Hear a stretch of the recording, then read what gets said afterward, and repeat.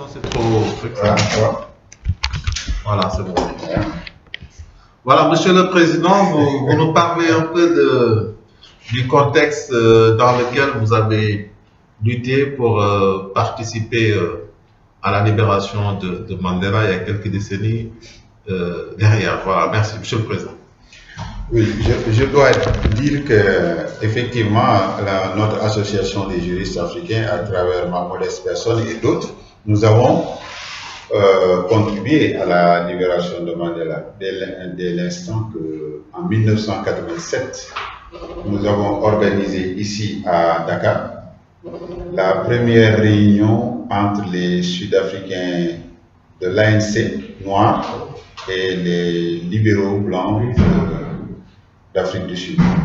Cette réunion a été décidée à la suite d'une discussion entre moi-même et Breitenbach, le poète, à Paris. Et après cette discussion, j'ai eu à proposer que la réunion puisse se faire à Dakar, ce qu'il avait accepté, et il a fait passer cette proposition au niveau de ses amis sud-africains, notamment du responsable Van Zinstraber, qui lui avait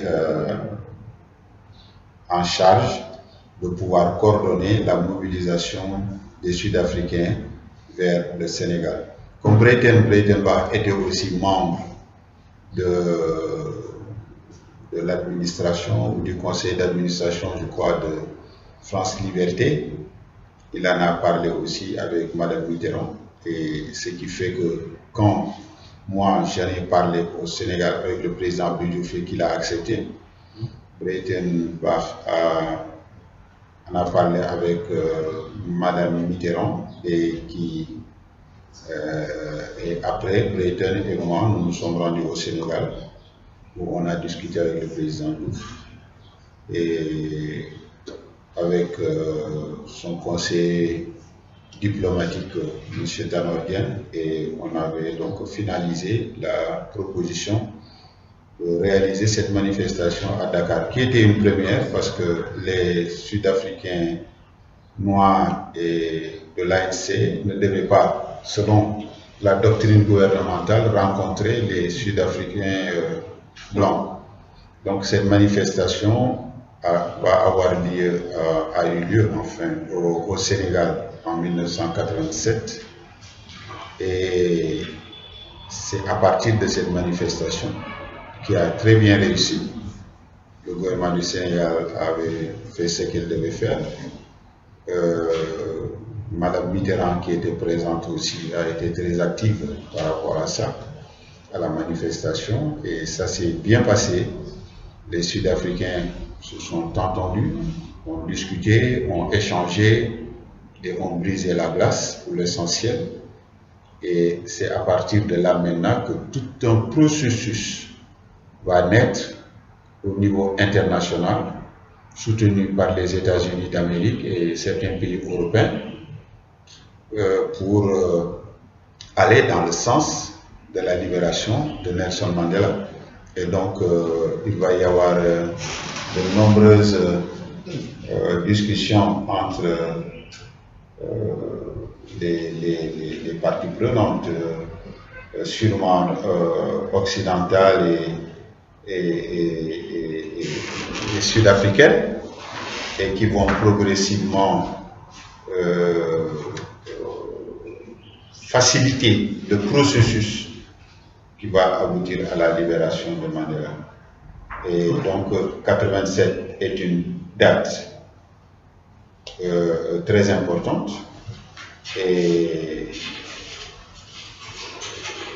je pense que c'est une très belle contribution certainement de l'association des juristes africains, mais aussi du Sénégal.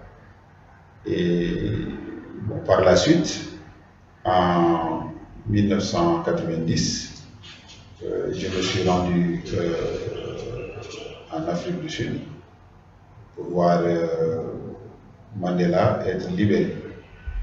Et après, bon, lors de cette rencontre, lors de ma présence là-bas, on a eu des discussions qui ont été très intéressantes quant à savoir d'ailleurs comment Mandela avait rencontré il y a au début des indépendances le président Senghor, ce qu'il s'était dit et la dernière perception que Mandela avait de ces pays-là, parce qu'après il est resté quand même presque 30 ans en prison. D'accord, merci Monsieur le Président. Donc une dernière question, c'est par rapport à la reconnaissance de l'AGIA par rapport au comité de l'Union africaine. Là, il y a la Cour africaine des droits de l'homme, il y a aussi la CEDEAO. On aimerait que vous reveniez un peu sur le contexte dans lequel, disons, ces reconnaissances ont été octroyées. Je pense que c'était en 91 à Bandung, et ensuite... voilà, vous voulez parler de la commission. La commission des droits de l'homme, la commission africaine des droits de l'homme. Oui, mais... et au niveau de l'Union africaine aussi. Oui, au niveau de l'Union africaine, il faut savoir que quand même l'AGIA était très activiste dans les années, donc fin années 70 et début années 80. Donc on faisait beaucoup d'actions qui dérangeaient certains États, qui ne dérangeaient pas d'autres, mais on avait réussi quand même à développer une diplomatie qui nous permettait de côtoyer les différents chefs d'État que l'Afrique avait à l'époque. Ça veut dire, j'entends par différents chefs d'État, comment dirais-je,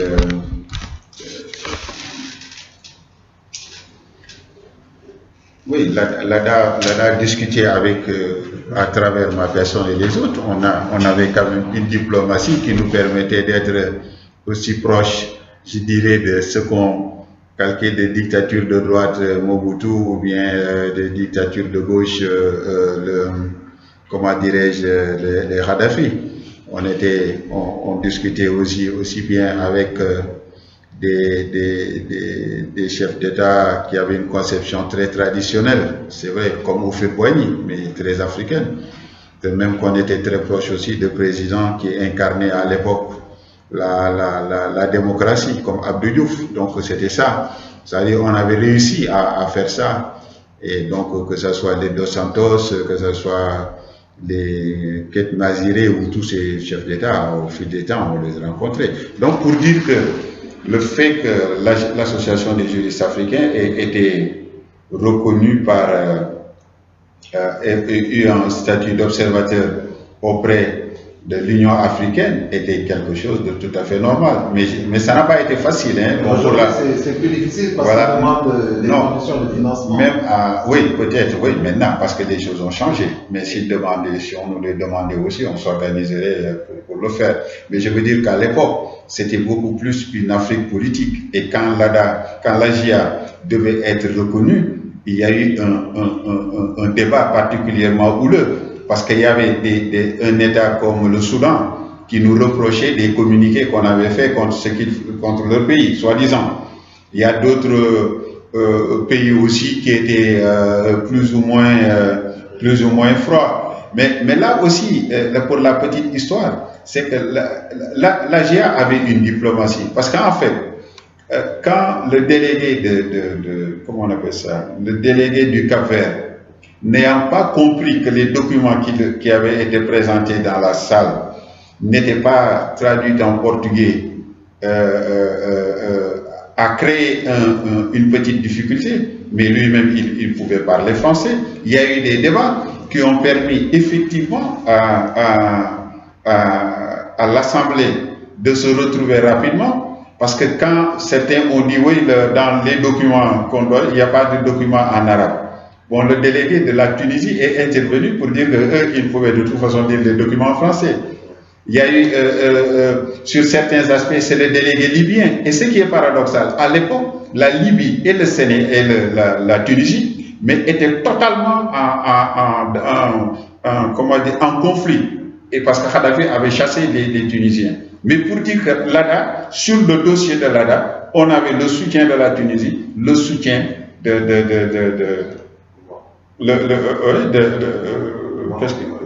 non, le soutien de la Tunisie et le soutien de la Libye.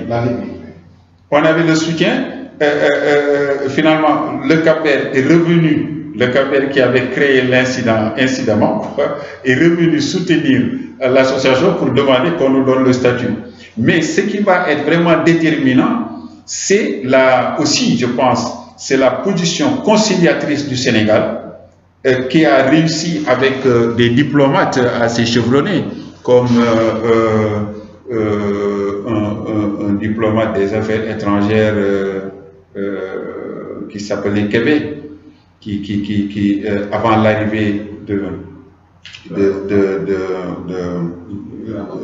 la délégation sénégalaise, avait déjà commencé à faire son travail, et après, quand l'ambassadrice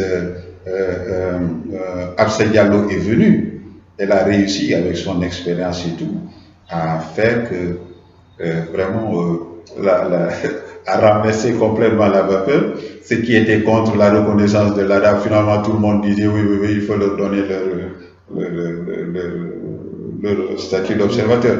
Mais je ne pourrais pas ne pas signaler aussi à l'époque l'intervention du secrétaire général adjoint de l'OUA, qui était un Rwandais. Moi je crois que c'était dans les années 84 ou 85, j'ai oublié. Bon, et lui, il a été secrétaire, oui c'est en 85, parce qu'il va faire référence, quand il est intervenu, il dit à beaucoup d'intervenants, mais vous êtes là en train de parler de subventions éventuelles que l'Union africaine pourrait apporter à l'AGA. Il dit, mais vous, pour le moment, c'est l'AGA qui a soutenu l'Union africaine, parce que nous, l'AGA a invité plusieurs délégués de l'Union africaine, y compris le secrétaire général adjoint qu'il était, à participer à une réunion en Libye, et il dit que c'est eux qui ont payé, c'est l'AGA qui nous a fait venir. Donc ne nous parlez pas de subventions, et que ça c'était vraiment terre à terre, quoi. Voilà. Bon, donc finalement, en fait, ça c'est la petite histoire, hein, mais pour dire simplement que, honnêtement, l'AGA avait une diplomatie qui nous permettait de parler avec les uns et les autres en tenant compte de la réalité de l'Afrique de l'époque. Parce que dans les années 80, aujourd'hui on peut parler de tout ce qu'on sur les droits de l'homme, la démocratie actuellement, mais ce n'était pas aussi évident. Dans la plupart de ces pays-là, on a vécu des situations extraordinaires. Et en 91 à Banjul, je pense que... Non, ouais, mais ça c'était vraiment pas compliqué, il n'y avait rien à Banjul. Et moi je crois que... La commission des droits oui, la commission des droits de l'homme et du FIC, nous avions le statut d'observateur. Bon, on a déposé notre requête, mais l'association était très active. Donc c'était normal qu'à l'époque, la commission les intègre comme membres. Mais je dois dire très honnêtement, bon, les grands animateurs de l'association qui auraient pu continuer à suivre tous ces programmes habitaient dans des pays différents. Et donc, c'était un militantisme de jeunes. Hein, l'association a été créée dans les années 79. Les plus âgés avaient 29 ans, les autres 25 ans, hein, c'est ça. Mais ils ont fait beaucoup de bruit avec ce qu'ils pouvaient. Après, les autres sont devenus des professionnels dans leur pays, avocats ou magistrats ou quoi. Voilà. Et après, maintenant, il y a des choses que l'association ne peut plus suivre au jour le jour. Mais je crois que bon, la minorité, hein, ces éléments actifs qui étaient dedans, ont essayé de faire ce qu'ils pouvaient faire à cette époque-là. Mais l'AGA n'a jamais activé, disons, son statut de membre de la commission, d'observateur de la commission pour régler un certain nombre de problèmes africains. Mais non, non, parce qu'en réalité, nous, on ne croit pas à tout ça. D'ailleurs, la preuve, je ne sais pas qu'est-ce que la commission a pu régler. La commission, elle est dans un pays, aujourd'hui en Gambie. La quasi-totalité des militants de droits de l'homme contestent la situation. Donc, vous voyez, mais tout ça, nous, on le savait. Hein. Moi, j'ai eu à les rencontrer, tout ce monde-là, à discuter. C'est-à-dire que nous, on essayait de tenir compte de l'Afrique en ce qu'elle était, en essayant d'accompagner ces trucs. Ah, président, ces trucs, c'est pas la peine de faire ceci, cela, etc. Bon, voilà.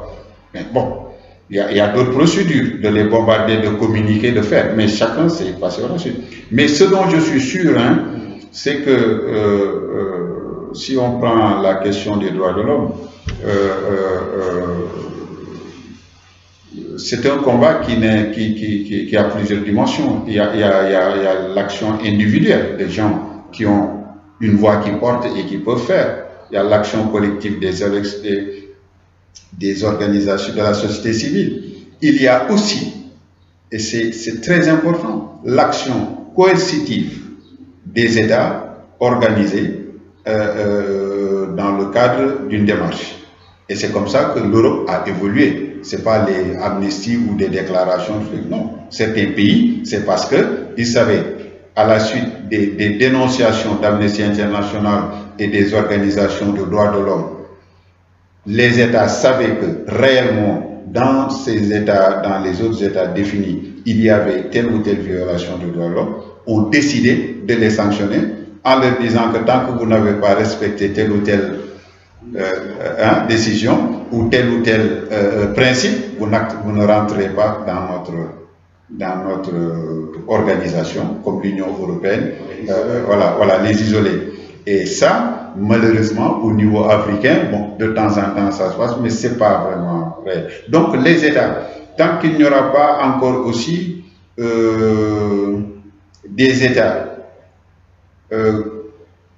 constituant un bloc relativement solide et composé de pays démocratiques qui pouvant exercer des pressions sur les États qui ne veulent pas de démocratie, je pense que les organisations des droits de l'homme feront ce qu'ils peuvent, hein, mais la dictature va continuer.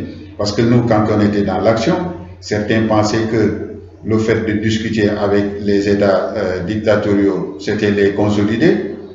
D'autres, chacun pensait ce qu'il voulait. Mais que l'AGA n'ait plus discuté avec ces dictatures, ça n'a rien empêché. Les dictatures sont là. Oui, voilà, justement, quand par exemple la justice d'un État décide de violer une convention, disons, au niveau africain, bon, voilà, est-ce que, d'abord, quels sont les moyens de recours si, par exemple, la dernière juridiction rend une décision qui est contraire quelque part aux droits de l'homme et qu'on veut saisir, disons, la justice africaine qui est parfois jugée inefficace. Par exemple, on voit que le Sénégal ou un autre pays peut ne pas respecter, par exemple, la décision. Oui, mais ce que j'ai dit. La CEDEAO de l'Union. Oui, d'accord. Quand un État ne respecte pas, j'ai dit qu'il y a 3 possibilités de contestation. Des individus qui ont la voix qui porte pour dire qu'ils ne sont pas d'accord avec cette décision. La société civile, donc qui est la collectivité organisée en dehors de l'État, peut très bien contester aussi.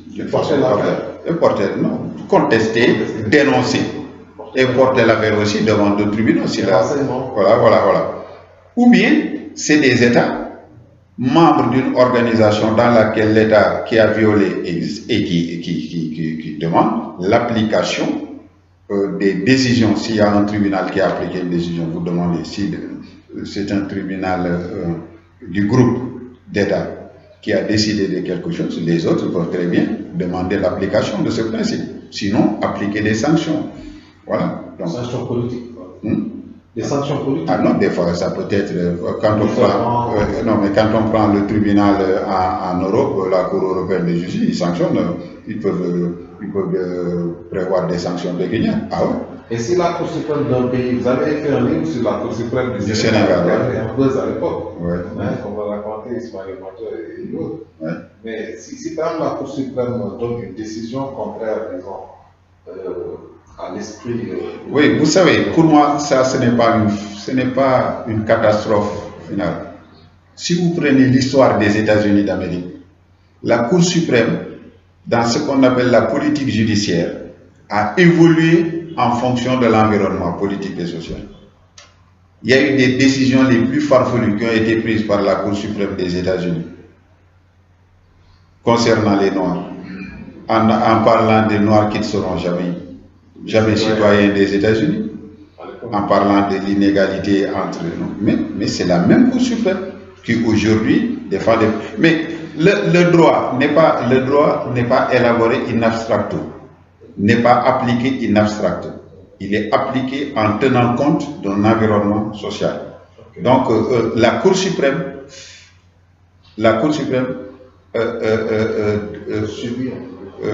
subit, mais réoriente aussi.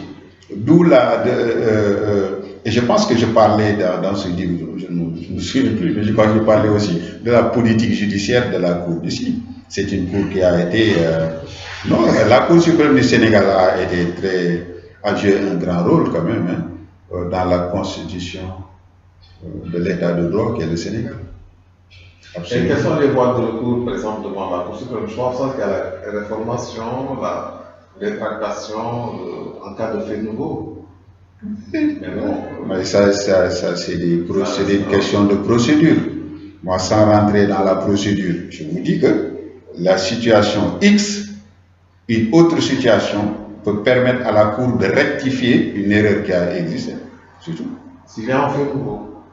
Oui, un fait nouveau, un cas nouveau qui permet de soulever un sujet. Mais si vous prenez l'histoire des États-Unis, parce que c'est la Cour suprême la plus connue, non, ce n'est pas des faits nouveaux sur un cas.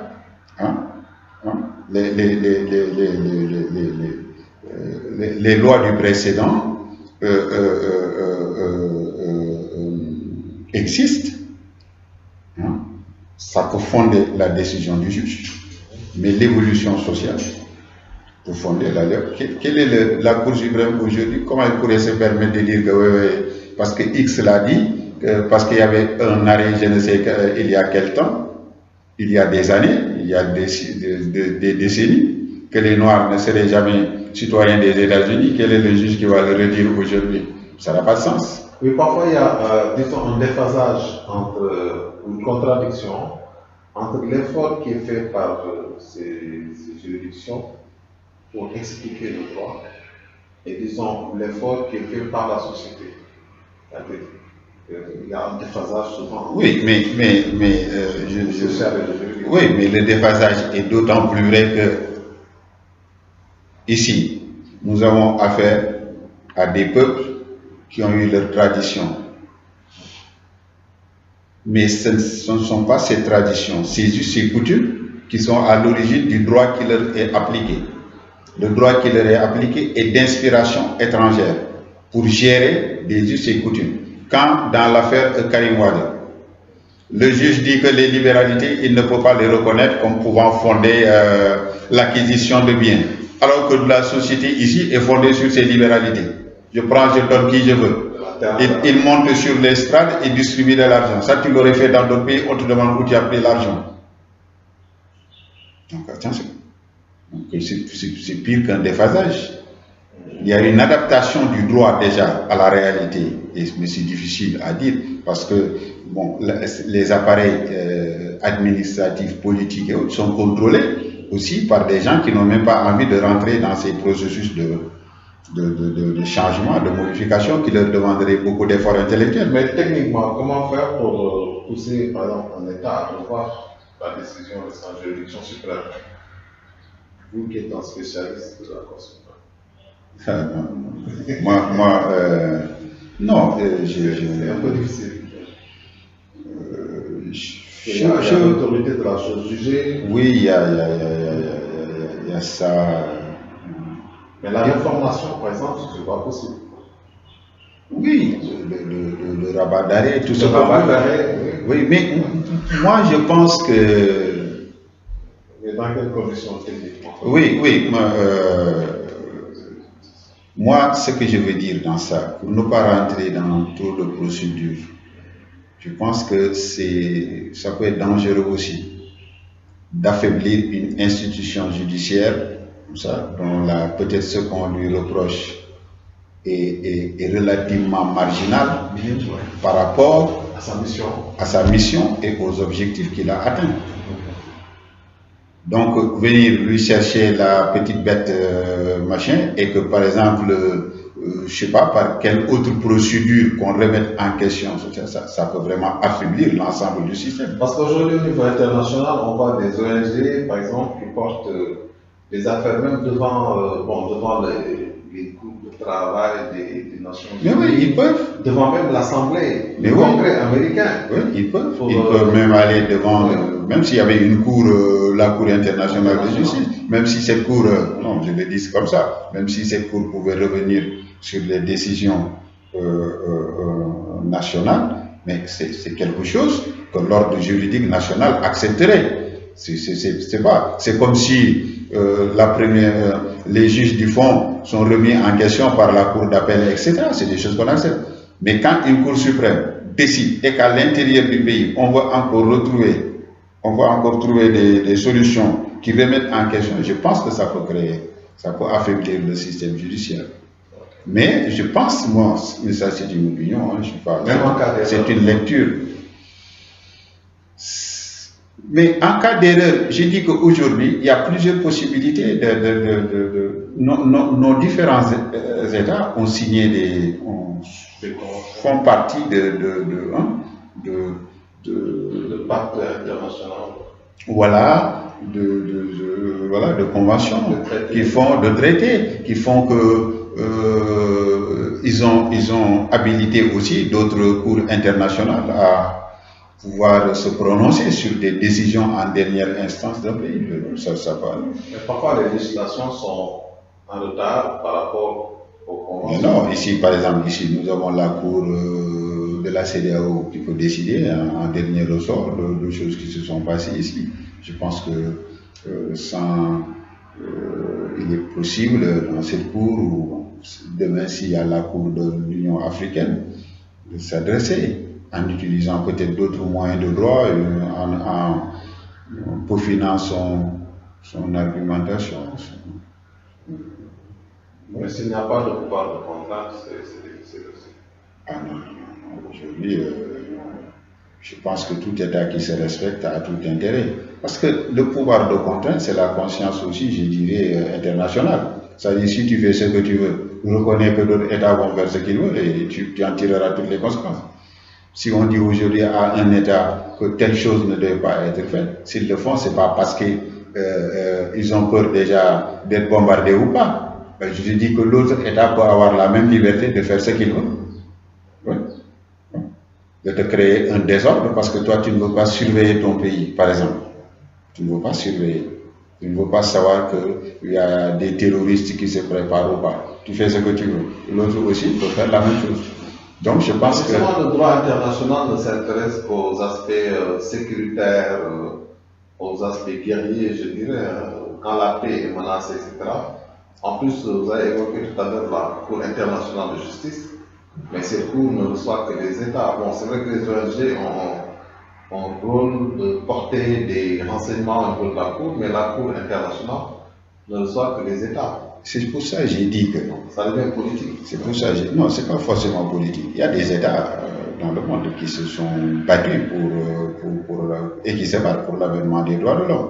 L'État allemand, par exemple, et on le voit avec chaque chancelier qui arrive, et avec Mme Merkel, qui n'a jamais reculé devant les Chinois ou quoi que ce soit, pour leur dire ce qu'ils pensent.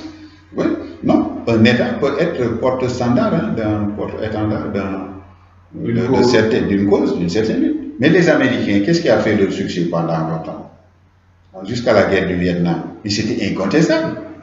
Que des dizaines de milliers de jeunes Américains sont morts, effectivement, pour la liberté, pour le machin. C'est après qu'on a plus compris pourquoi ils se battaient, c'est tout. Ouais. Mais ils ont été porte-drapeau de la liberté, et en tout cas, la communauté internationale globalement le reconnaissait. D'accord. Deux dernières questions. Comment faire pour que la justice africaine devienne efficace? Et puis, dernière question, c'est comment faire pour concilier, disons, l'esprit africain, vous en avez parlé tout à l'heure, les coutumes africaines par rapport à nos constitutions antérieures?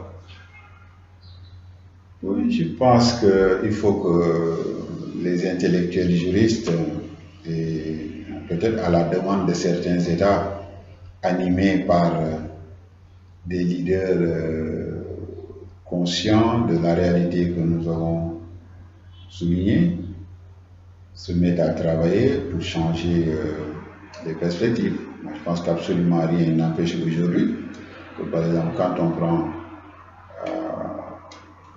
les institutions législatives qu'il y a dans nos pays, qu'on puisse prévoir, je dirais, des structures qui tiennent compte de la réalité traditionnelle. Par exemple, au lieu de faire des genres de Sénat comme on a vu en Afrique ou autre chose, je pense qu'il y avait matière à s'inspirer des réalités que nous vivons tous les jours. Il y avait le Magal de Touba, tout le monde était là-bas. Et pourtant, vous ne verrez pas l'opinion de Touba n'est pas exprimée ni de Touba, ni de Tiawan, ni autre. Les institutions. Ah oui, vous allez dans les campagnes. Donc tout ça, c'est parce que nous ne voulons pas. Nous ne voulons pas. C'est-à-dire, les Africains ne veulent pas faire beaucoup d'efforts. Mais ça, c'est un autre débat. D'accord, merci beaucoup. Un autre débat. Interview impromptue.